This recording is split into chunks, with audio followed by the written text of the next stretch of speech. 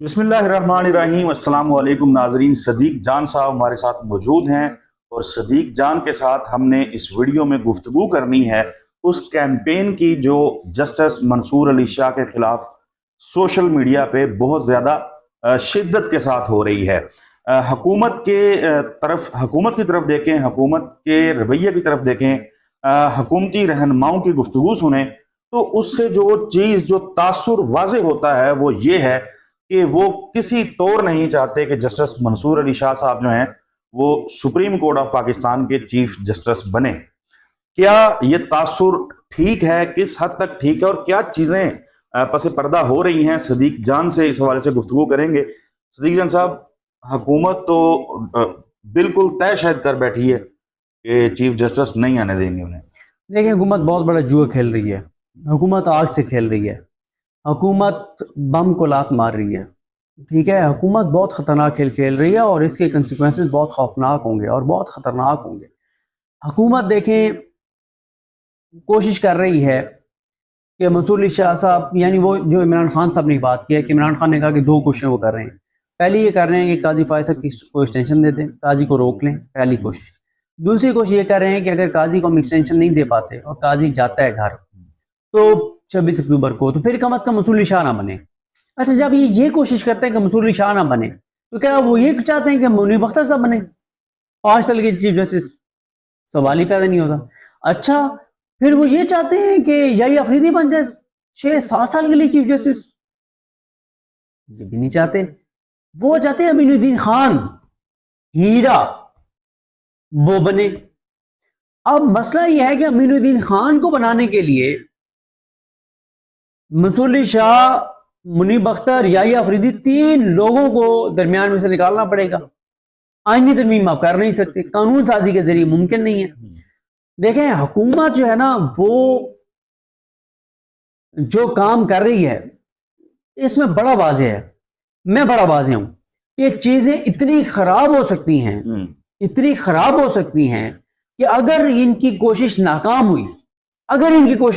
ہوئی، پھر ایک نہیں 2 لوگ گھر جائیں گے۔ قاضی فائز صاحب بھی جائیں گے گھر اور ٹائم سے پہلے بھی ان کو جانا پڑ سکتا ہے۔ اچھا، ٹائم سے پہلے بھی ان کو جانا پڑ سکتا ہے اور شباز شریف بھی ساتھ جائیں گے۔ یعنی اگر اٹیمپٹ یہ کی جاتی ہے کہ چیف جسٹس بننے سے روکنا ہے جسٹس منصور علی شاہ صاحب کو اور نیچے سے 3 لوگوں کو چھوڑ کے امین الدین خان صاحب کو چیف جسٹس لے کے آنا ہے، تو آپ یہ کہہ رہے ہیں کہ شہباز شریف بھی گھر جائیں گے؟ شہباز شریف بھی گھر جائیں گے، قاضی صاحب بھی جا سکتے ہیں۔ سر، اگر آپ یہ کام کریں گے تو پھر سپریم جوڈیشل کونسل میں کون کون بیٹھے گا قاضی صاحب کا کیس سننے کے لیے؟ اور اس میں قاضی صاحب کا مس کنڈکٹ سامنے آ رہا ہے نا کہ قاضی صاحب مولانا فضل الرحمان کو اس لیے پروٹوکول دے رہے تھے، اس لیے اسے ملاقاتیں کر رہے تھے، اس لیے اپنے سیکرٹری کو بھیج کے اور ساری واردات ڈال رہے تھے اور پروٹوکول اور وہ کر رہے تھے کیونکہ مولانا صاحب کے ووٹ چاہیے تھے آئینی ترمیم کے لیے۔ تو یہ مس کنڈکٹ ہے سیدھے سیدھا۔ اور زرداری صاحب کی پھر مولانا صاحب سے ملاقات، زرداری کی مولانا سے ملاقات ہونا، تو اس سے اور محسن نقوی صاحب سے اور آصف علی زرداری صاحب سے مولانا صاحب کی ملاقات ہونا، وہ اور اس سے پہلے قاضی فائز صاحب سے ملاقات ہونا۔ قاضی صاحب ایک بندے سے کیوں ملے ہیں جس کے حکومت کو ووٹ چاہیے قاضی صاحب کی ایکسٹینشن کے لیے، آئینی ترمیم کے لیے؟ اس سے بڑا مس کنڈکٹ کیا ہو سکتا ہے؟ اور انٹرسٹنگلی، ویری انٹرسٹنگلی، مولانا صاحب نے گزشتہ روز کی جو پریس کانفرنس ہے اس میں صاحبزادہ حامد رضا کے حوالے سے بڑے دکھ بھرے الفاظ کا استعمال بھی کیا، جیسے آپ تنقید کر رہے ہوتے ہیں، کریٹیسزم کر رہے ہوتے ہیں، وہ بھی کیا۔ شاید ان کے مولانا کے ذہن میں بھی کہیں نہ کہیں ہوگا کہ اگر مجھے اس سائڈ پہ جانا پڑا تو ہو سکتا ہے کہ حامد رضا جو ہیں وہ پھر کھڑے ہو جائیں، اور ظاہر ہے وہ تو کہہ چکے ہیں کہ فیصلہ جو غلط دیا تھا اس کو تسلیم کیا ہے اور ریفرنس جو ہے وہ دائر کرنا ہے۔ تو مولانا اس معاملے کو بھی پہلے سے ہی سیٹل کرنا شروع ہو گئے ہیں۔ ہاں، وہ ویسے مولانا صاحب نے کہا کہ صاحبزادہ حامد رضا، انہوں نے کہا کہ مجھے امید نہیں تھی صاحبزادہ حامد رضا سے کہ وہ اس طرح کی بات کریں گے، میرے خیال میں وہ اس سارے معاملے کے کریڈٹ کا وہ معاملہ تھا۔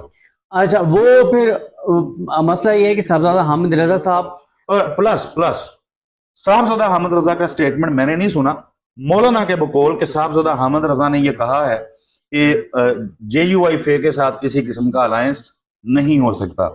اس قسم کی گفتگو کی. اچھا اگر صاحبزادہ ہاں اصل میں نا وہ اس دن میں کورٹ روم میں موجود تھا جب قاضی صاحب نے سلیکٹڈ لوگوں کو بلایا، سلیکٹیو لوگوں کو بلایا، تو اس وقت قاضی صاحب نے شاید یہ کیٹیگوریکل کہہ کے بھیجا تھا کہ 4 بندے چیمبر میں نہیں آنے چاہیے.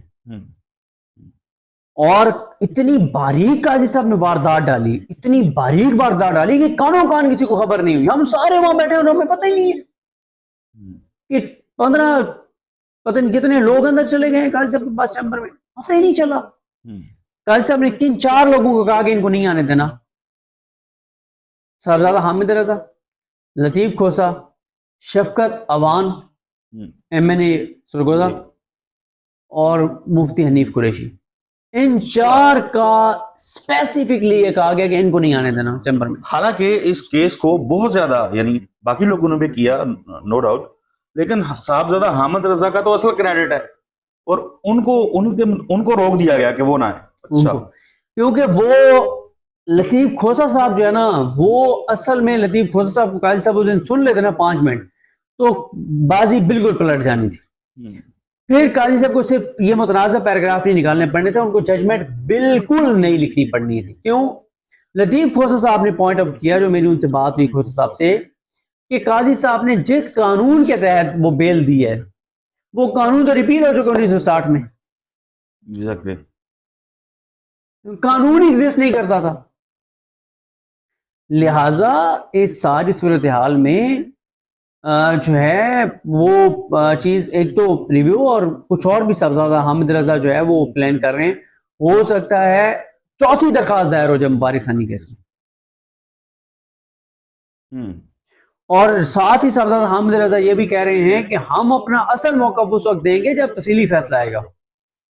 کیونکہ تفصیلی فیصلے کے حوالے سے اب بات جو دعوے کیے جا رہے ہیں، جو لوگ اندر گئے ان میں سے ایک شخصیت سے متعلقہ ایک شخص جو ہے وہ یہ دعویٰ کر رہا ہے کہ قاضی صاحب نے یہ وعدہ کیا ہے کہ تفصیلی فیصلہ جب وہ لکھ لیں گے تو ان علماء کو بلایا جائے گا، پہلے پڑھایا جائے گا، ان کو پڑھایا جائے گا، پھر جاری کیا جائے گا. اوکے. اور اس دوران اگر قاضی صاحب کو ضرورت پڑے گی تو ان لوگوں کو اس دوران بھی بلایا جا سکتا ہے کہ آپ ہماری معاملت کریں. ٹھیک ہے، لیکن اس میں اندر بھی جو چیمبر میں بھی بہت پروٹوکول دیے گئے وہ صرف مولانا فضل الرحمان صاحب کو دیا. اچھا، مولانا صاحب کو بڑے جس طریقے سے چلیں ظاہر ہے بڑے شخص ہیں، ان کو ریسیو کرنا کا بات نہیں ہے، لیکن وہ لوگ، وہ طبقات جو ماضی میں گڈ ٹو سی یو کہنے کے اوپر جو ہے وہ سینہ پیٹتے رہے، رونے مچائے ہوئے تھے جن لوگوں نے، ان کو یہ نظر نہیں آیا، یہ جو باریک واردات ہے ووٹ کے حصول کی، یہ کیوں نظر نہیں ہے؟ یہ آپ نے بڑا زبردست، میرے ذہن میں پوائنٹ نہیں آیا تھا چودھری صاحب، یہ آپ نے زبردست، یہ میں ٹویٹ بھی کروں گا کہ وہ جن جو کہتے تھے گڈ ٹو سی یو غلط کہا بندیال صاحب نے، جو کہ وہ سب کو کہتے سابق وزیر اعظم کو، سابق وہ بلاول صاحب کی انہوں نے بہت تعریف کی، وہ اس طرح سے وہ چیزیں کرتے تھے، وہ بڑا رکھ رکھاؤ والے تھے، بڑا ان کا ایک وہ تھا. تو اس پہ کوئی بات نہیں کر رہا کہ مولانا صاحب کو چیف جسٹس کے سیکرٹری، سر کئی سفیر آتے رہے ہیں، کئی اور بڑی بڑی شخصیات آتے رہی ہیں، بڑے بڑے معزز لوگ آتے رہے ہیں سپریم کورٹ کو اسسٹ کرنے کے لیے، آج تک تو نہیں چیف جسٹس کے سیکرٹری نے کسی کو جا کے ریسیو کیا، مولانا صاحب کو کیوں کیا؟ پھر کیا یہ تفصیلات جاری کی جائیں گی کہ چیف جسٹس کے سیکرٹری اس سے پہلے کس کس سے ملے، اس سماعت سے پہلے، اور اس سماعت کے بعد کس کس سے ملے؟ اچھا صدیق جان صاحب، اس کا مطلب ہے کہ چیف جسٹس کے جو سیکرٹری ہیں ڈاکٹر مشتاق صاحب، وہ اس وقت قاضی صاحب کے وہ بنے ہوئے ہیں، آگے آپ نے جو ایک وہ کیا ہوا ہے، اپنا نمائندہ مقرر کیا ہوا ہے کہ قاضی صاحب کے بہاف پہ وہ ملاقاتیں کریں. صاحب جو پارلیمان میں ہونے والی قانون سازی ہے، ظاہر ہے ہمیں موقع مل جاتا ہے، مجھے خاص طور پہ نصرت جوید صاحب سے گفتگو شنید کا. نصرت جوید صاحب کہتے ہیں کہ میں 1985 سے اسمبلی کور کر رہا ہوں اور میں نے اس کا کوئی سیشن جو ہے وہ نہیں چھوڑا.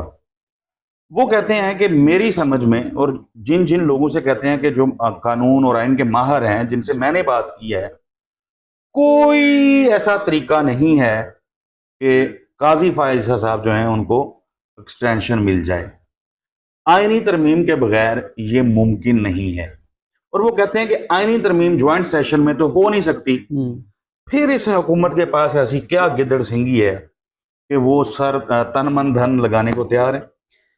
سر کچھ بھی نہیں ان کے پاس۔ آپ نے نصرت جاوید صاحب کی بات کی، ظاہر ہے وہ اس میں کوئی شک نہیں ہے کہ سب سے سینئر صحافی ہیں پارلیمنٹ کو کور کرنے والے۔ میں نے جو بات کی وہ ایم بی سومرو صاحب سے بات کی۔ ایم بی سومرو صاحب بھی کمال ان کی بے ریسرچ شک ہوتی ہے۔ بے شک۔ ایم بی سومرو صاحب نے مجھے صرف ایک جملہ کہا، انہوں نے کہا کہ اگر جوائنٹ سیشن سے آئینی ترمیم ہو سکتی ہے تو پاکستان کی تاریخ میں بتا دیں، پارلیمانی تاریخ میں، کہ کبھی کوئی جوائنٹ سیشن سے آئینی ترمیم ہوئی ہو، اس کا مطلب نہیں ہو سکتی۔ تو دیکھیں یہ ان کا مقصد یہ ہے کہ یہ ان سے یا تو جان بوجھ کے کرایا جا رہا ہے، اور کہ ان سے یہ کروا کے، اور اس کے لیے اس پہ میں نے الگ سے ایک ڈیٹیل میں ایک حوصلہ بھی مل جاتا ہے آئین کو روندنے کا، جب 90 روز میں الیکشن کروانا ہو وہ نہ کروایا جائے، اور بے شمار ایسی مثالیں ہوں تو ظاہر ہے حوصلہ ایسے ہی پیدا ہو جاتا ہے۔ وہ اور ٹائم تھا، وہ اس لیے کہ قاضی صاحب نے سپریم کورٹ اتنا کمزور کر دیا تھا گروپ بنا کے کہ بندیال صاحب کے لیے ممکن نہیں تھا۔ رائٹ، صدیق جان صاحب بہت شکریہ۔ دیکھتے ہیں کہ حالات جو ہیں وہ کیا رخ اختیار کرتے ہیں۔ ناظرین اگلی ویڈیو میں ملاقات ہوگی، تب تک کے لیے اللہ حافظ۔